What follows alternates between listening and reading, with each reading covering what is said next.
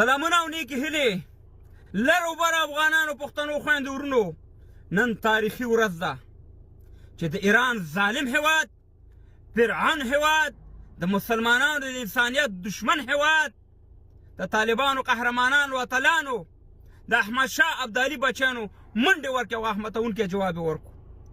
زنده باد درته یم طالب جانه مور دې کښېنه ستا غوندې بچی دې راوړي ستا د هر یو قدم نه جار شم قربان شم افغانان ورونو زه د دې مطلب دا نه دی چې ګنې زه چپړوسي کوم طالبانو ته زه ډېر مخالفت لرم طالبانو سره په بعضې شیانو کې لکه ملي بیرغ خو هغه مسله خپله داخلي معامله د هغې سره به هماغه مخالفت جاري ساتو خو نن طالبانو قهرمانانو دا وښوده چې اصلي د افغانستان بچیان دي اصلي په افغانستان په خاوره دي خفه کېږي افغانان ورونو ځکه زمونږ تېر شوي نظامونه لکه دا 20 کاله چې تېر شو په هغې کې زمونږ قهرمانه ملي اردو چې د خپل وطن نه دفاع کوله همدغه شان به د ایران او د پاکستان سره په جنګ ورخته خو د وروسته نه به خاینینو وکیلانو غدارانو چارواکو د ټول نه خیم خو هغې کې دغه ایجنټان د خیم هغې به ورته ټلیفون وکړو دلته به زمونږ ملي اردو شهیدان ورکړه زمونږ قماندانانو به شهیدان ورکړه او دلته به ملي اردو والا ته ټلیفون وشو چې بېرته په شا راشه ځکه هغه د ایران ایجنټانو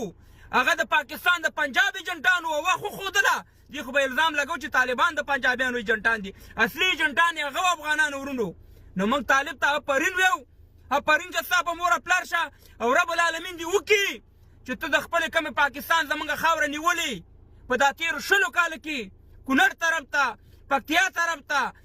قندهار طرف ته هغې طرف ته دې توجه شي او د دې نه علاوه خدای دې دا وکړي چې ته د خپل لوی افغانستان پام وکړي تر اټکه پورې زموږ خاوره 83 کاله کېږي پاکستان نیولې ده رب العالمین دې وکړي چې طالب جانه تاکې دا همت هم پیدا شي او په خدای یقین وکړه چې هر یو افغان د یو ګوتې په شمار هغه پرېږده چې هغه د چغې وشي ما افغان نیستم د هغې نه علاوه نو ټول تاسې سره ودرېږي ټول افغانان ټول ځوانان ستاسې په شا دي افرین درته ویو تاسې تشویقوو ځکه چې تاسې د خپلې خاورې نه